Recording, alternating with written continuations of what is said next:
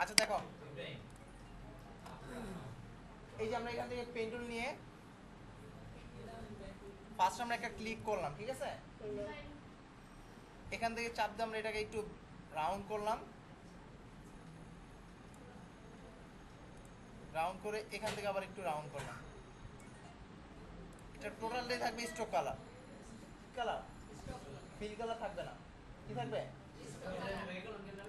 হ্যাঁ, stroke pen tool দিয়ে। এটা কি জানো? থাক, সমস্যা কি? এটা হচ্ছে প্লেট, দেখা যাচ্ছে। ও প্লেট বানাইবে না, এদিকে মানে বেগুন বেগুন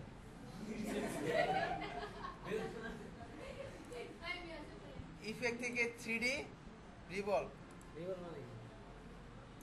রিভলভ থেকে আমরা এখানে প্রিভিউ দিব। এটা কালো কালার আছে, ঠিক আছে? আমরা এই কালারটাকে চেঞ্জ করে নিই।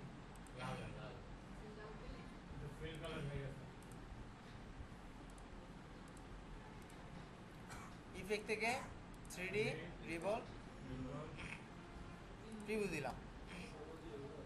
এটা উল্টো হয়ে গেছে, ঠিক আছে? আমরা এখানে কি দিব? লেফট এজের জায়গায় আমরা রাইট এজ দিব, দিয়ে ওকে। এটা লইয়া 2 নম্বর নিচে বই পড়ো, ছোট করলাম।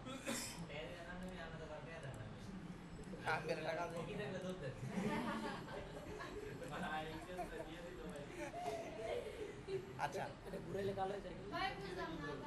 তারপর এটাকে আমরা গ্লাস বানাই। দেখো, গ্লাসের এক সাইড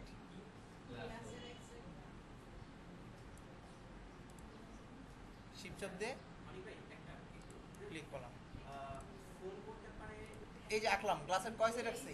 এক সাইড। এক সাইড আঁকার পর আমরা ইফেক্ট থেকে 3D রিভলভ প্রিভিউ, এটা আমরা লেফট এজের জায়গায় কি দিয়ে দিব? রাইট। মডেল ক্লাসে দেখতেছি।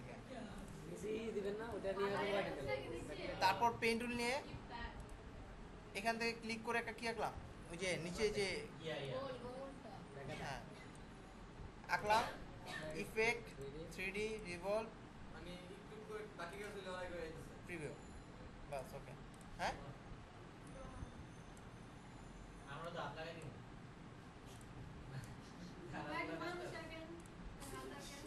একবারে হোয়াইট কালার করে আপেল আকার আপেল আপেল মানে গ্লাসের কালার করে এখন কি গ্লাসের কালার হইব বোকা? কোনি ভাই আপেল আকার ভাই প্লিজ ভাই গোল্ডেন কালার করে দেন, ভিতরে কালার করে না। আচ্ছা, এইভাবে পেন টুল দিয়ে যা মনে হচ্ছে তা আঁকবা। আঁকার পর এটারে ইফেক্ট থেকে 3D রিভলভ আন্দামুন্দি করবা, ঠিক আছে?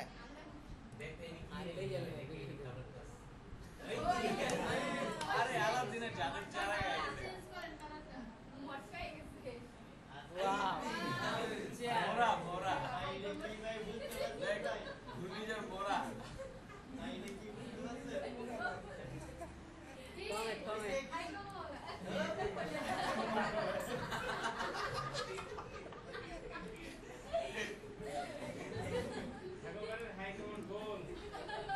আচ্ছা, যাই হোক কইরো, ঠিক আছে?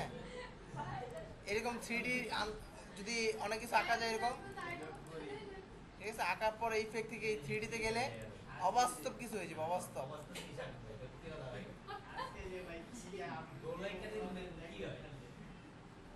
আয় হ্যাঁ,